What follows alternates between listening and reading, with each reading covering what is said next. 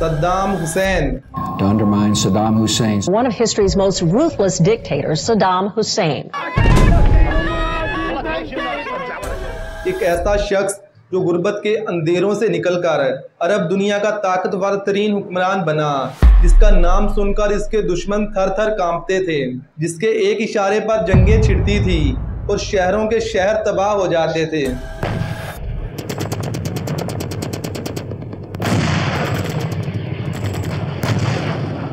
लेकिन फिर वही शख्स ज़ेरे ज़मीन एक बंकर से जिल्लत में गिरफ्तार हुआ। आंखों में डर और खौफ का एक समंदर था। Saddam Hussein was found armed with a pistol but was said to offer no resistance. और आज 20 साल के बाद भी दुनिया ये डिसाइड नहीं कर पा रही कि सद्दाम हुसैन एक लीडर था या एक कातिल था, एक हीरो था या एक जालिम था। सद्दाम हुसैन को देखा, वो भी फिरौन था। तो आज के इस वीडियो में मैं आपको वो सब कुछ बताऊंगा जिसे दुनिया या तो छुपाती है या मस्ख कर देती है। तो आइए फिर सद्दाम हुसैन की सच्चाई को गहराई से समझते हैं आज की इस वीडियो में। Saddam Hussein was a bad guy. He was a bad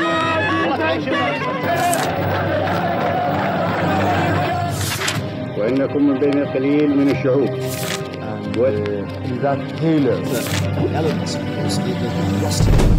Saddam Hussain 1937 में इराक के शहर तकरीत के एक गांव में पैदा हुए। इनके वालिद इनकी पैदाइश से पहले ही वफात पा गए थे, इसीलिए इनके चचा खैरुल्लाह ने सद्दाम हुसैन की परवरिश की, जो कि एक बहुत ही सख्त मिजाज आदमी थे।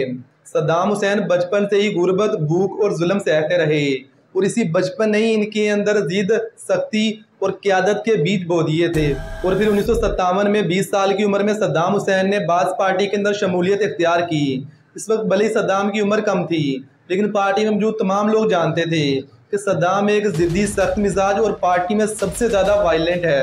और फिर 1959 में सद्दाम हुसैन ने अपने कुछ साथियों के साथ मिलकर इराक के प्राइम मिनिस्टर अब्दुल करीम कासिम पर एक कातिलाना हमला किया। ये हमला नाकाम हो गया और फिर सद्दाम हुसैन इराक छोड़कर मिस्र चला गया।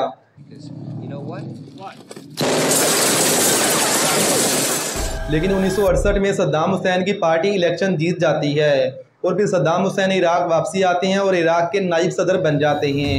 और फिर यहाँ से इनके इक़्तिदार की सीढ़ियाँ तेज़ी से चढ़ना शुरू हो जाती हैं।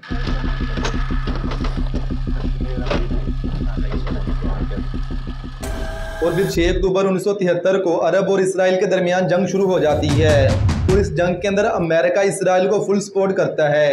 इसलिए तमाम अरब कंट्रीज़ अमेरिका और इसराइल को तेल बेचना बंद कर देती हैं।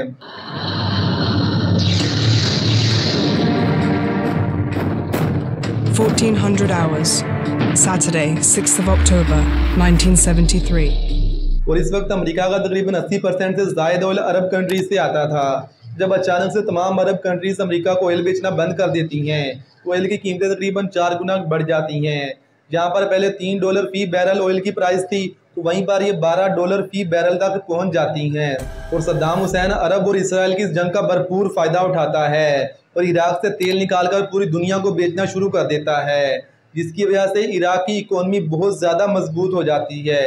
एक वक्त तो ऐसा आया था कि एक इराकी दिनार $3 के बराबर हो गया था। और फिर सद्दाम हुसैन इराक को डेवलप और मॉडर्न कंट्री बनाना शुरू कर देता है और इराक के अंदर बड़े बड़े प्रोजेक्ट पर काम शुरू हो जाता है, जिसे देखकर पूरी दुनिया भी हैरान हो जाती है। और इस वक्त इराक की अवाम सद्दाम हुसैन को, जो कि एक नायब सदर था, उसको एक हीरो और लीडर की तरह देखती है।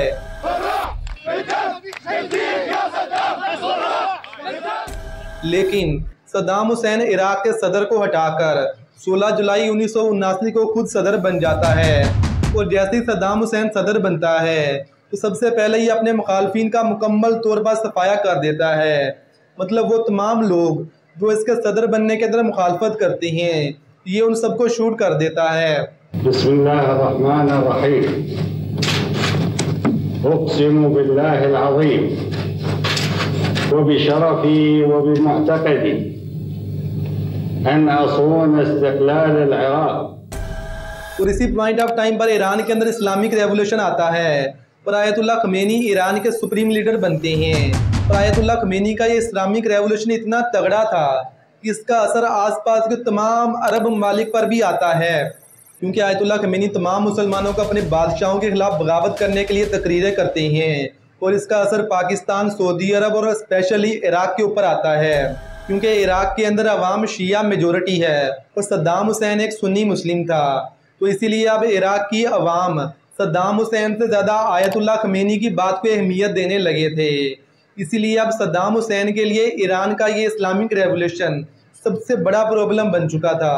तो इसीलिए सद्दाम हुसैन 22 दिसंबर 1980 को ईरान पर हमला कर देता है। तो इस तरह ईरान और इराक के दरमियान फुल फ्लेज वार का आगाज हो जाता है। September 1980, Iraq invades Iran. Iraqi leader Saddam Hussein is convinced that now is the time to strike, since Iran is still shaken by its Islamic revolution, and he expects victory within weeks. और इस जंग के अंदर Saudi अरब, Kuwait और तमाम अरब countries Iraq का साथ देती हैं। यहाँ तक कि अमेरिका भी पीछे रहकर इराक को ही सपोर्ट करता है। तो इसीलिए शुरू में तो इराक ईरान के कुछ इलाकों पर भी कब्जा कर लेता है, लेकिन फिर ईरान थोड़ी समझदारी दिखाता है और वो इराक के तेल की सप्लाई को रोक देता है, जिसकी वजह से अभी इराक दूसरे मुल्कों को अपना तेल नहीं बेच पाता, जिसकी वजह से इराक की इकोनॉमी को एक बड़ा झटका लगता है। और फिर इराक के पास इस जंग को लड़ने के लिए पैसे खत्म होना शुरू हो जाते हैं और फिर वो तमाम अरब कंट्रीज से कर्जे लेना शुरू कर देता है। और बिलाखिर 8 साल के बाद 20 अगस्त 1988 को यूनाइटेड नेशन ईरान और इराक के दरमियान सीज फायर करवा देता है। और इस जंग की वजह से इराक की अच्छी खासी चलती हुई इकोनॉमी बिल्कुल ही बैठ जाती है और इराक कर्जों के अंदर डूब जाता है। लेकिन जब ये जंग ख़त्म हो जाती है तो फिर आहिस्ता आहिस्ता इराक की इकोनॉमी बेहतर होना शुरू हो जाती है। और फिर 1990 में कुवैत के अमीर सद्दाम हुसैन से कहते हैं कि भाई अब तुम्हारे हालात बेहतर हो चुकी हैं, अब तुम्हारी इकोनॉमी भी काफ़ी हद तक बेहतर हो गई है, तो इस जंग के अंदर हमने तुम्हें जितना भी कर्जा दिया है वो सारे का सारा कर्जा अब हमें वापस कर दो। लेकिन यहाँ पर सद्दाम हुसैन आगे से बदमाशी दिखाना शुरू कर देता है और कहता है कि भाई कौन से पैसे, हमने तुम्हारे कहने पर ही ईरान से जंग लड़ी है और अपनी इकोनॉमी का बेड़ा गर्क कर लिया है, मैं किसी को एक दिनार भी नहीं दूंगा।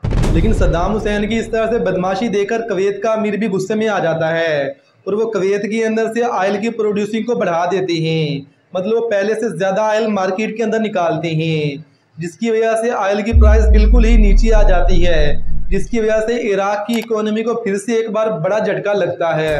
और ये सब देखकर सद्दाम हुसैन भी गुस्से में आ जाता है और 2 अगस्त 1990 को कुवैत पर हमला कर देता है। और ये शायद सद्दाम हुसैन की ज़िंदगी की सबसे बड़ी गलती थी।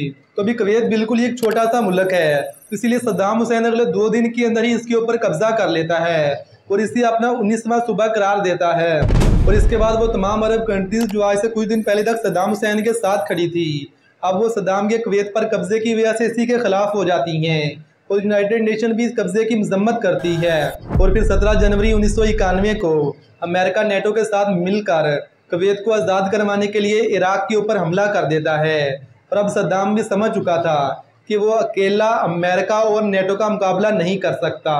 Countries with forces in the Gulf area have exhausted all reasonable efforts to reach a peaceful resolution, have no choice but to drive Saddam from Kuwait by force. We will not fail. इसीलिए इसी दिन सद्दाम हुसैन ने Israel पर भी हमला कर दिया ताकि इराक के लोगों की सपोर्ट मजीद इसके साथ आ जाए। लेकिन जब मामला मजीद ख़राब हो गए तो इसने 23 फरवरी को इसराइल के ऊपर मजीद 39 मिसाइल दाग दिए।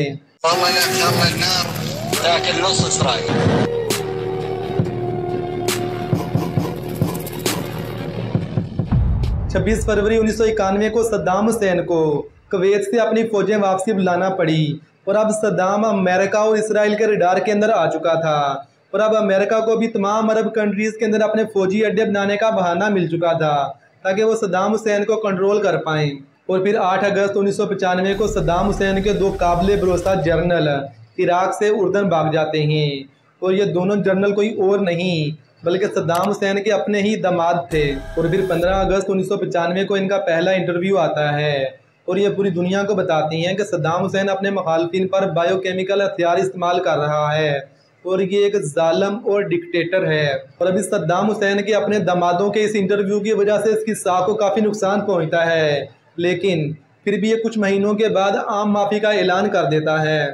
और फिर 26 फरवरी 1996 को सद्दाम हुसैन के दोनों दामाद अपने पूरे ख़ानदान समेत इराक वापसी आ जाते हैं। जैसे ही वो वापसी आते हैं तो सद्दाम हुसैन कहता है कि मेरी दोनों बेटियों को तलाक दे दो और जैसे ही वो तलाक देते हैं तो ठीक 3 दिनों के बाद सद्दाम हुसैन का अपना बेटा ही इन सबको गोली मार देता है। और अभी सद्दाम हुसैन को भी इस बात का यकीन हो चुका था कि अमेरिका दोबारा से इराक के ऊपर लाजमी हमला करेगा, और उधर अमेरिका भी इराक के ऊपर हमला करने के लिए बहाना ढूंढ रहा था।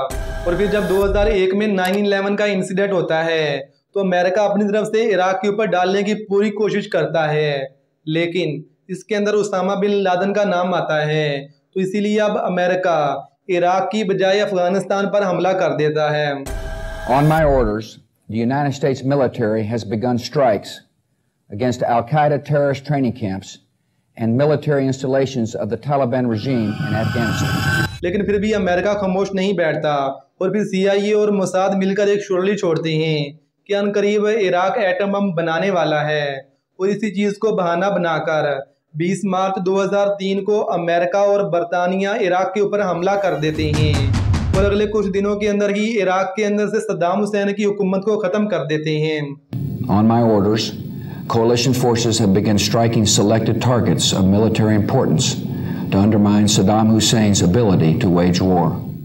लेकिन सद्दाम हुसैन तो अमेरिका को फिर भी कहीं नहीं मिलता, और फिर तंग आकर अमेरिका सद्दाम हुसैन पर $25 मिलियन का इनाम रख देते हैं।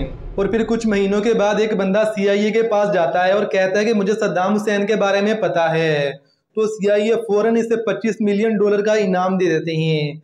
लेकिन जब CIA की फोर्सेस इस बंदे के साथ आती हैं तो ये देखते क्या हैं कि एक जेरे ज़मीन बंकर से एक लंबी दाढ़ी और सफ़ेद बालों वाला बंदा बाहर निकलता है, और वो अमेरिका की फोर्सेस के सामने सरेंडर कर देता है। Hometown Tikrit, close to the river Tigris. The entrance to his lair was cleverly concealed. That's the hole. Soldiers had been seconds from throwing a hand grenade. But 2 hands appeared. The individual clearly wanted to surrender. He said that I'm Saddam Hussein. I am the president of Iraq, and I'm willing to negotiate. He was asked to formally identify Saddam. और इस वक्त सद्दाम हुसैन की आंखों के अंदर डर और खौफ का एक समंदर था, तो अमेरिका की फोर्सेस सद्दाम हुसैन को गिरफ्तार करके अमेरिका के अंदर ले जाती हैं, और सद्दाम हुसैन पर अमेरिका के कोर्ट के अंदर ही मुकदमा चलता है। और जब जज सद्दाम हुसैन से पूछता है कि तुम्हारा नाम क्या है, तो सद्दाम हुसैन कहता है कि क्या तुम्हें मेरे नाम के बारे में नहीं पता, पूरा इराक मुझे सद्दाम हुसैन के नाम से जानता है। और सद्दाम हुसैन उसी अदालत के अंदर उसी जज के ऊपर भी तरह तरह के इल्ज़ाम लगाते हैं और कहते हैं कि मुझे पता है कि तुम इंसाफ नहीं करोगे, तुम तो अमेरिका के एक एजेंट हो, तुम मुझे सजा तो लाजमी दोगे। الحكم على المدان صدام حسين المجيد بالإعدام شنقا حتى الموت لارتكاب الشعب كجريمة ضد الإنسانية وفق المادة 12 أولا أليف بدلالة المادة 12 أولا ثانيا ثالثا رابعا। और फिर 30 दिसंबर 2006 को ईद उल अज़हा के दिन सद्दाम हुसैन को फांसी पर चढ़ा दिया जाता है। Is with us. Tim, as we see these pictures, the other elements, of course, are the rusty old railings. तो भी अगर मैं सद्दाम हुसैन की पूरी ज़िंदगी को चंद अल्फाज के अंदर बयान करूं तो वो यही होगा कि सद्दाम हुसैन अपनी ज़िंदगी के अंदर हीरो भी है, विलन भी है, सियासत भी है, साजिश भी है, खून भी है और अंजाम भी है।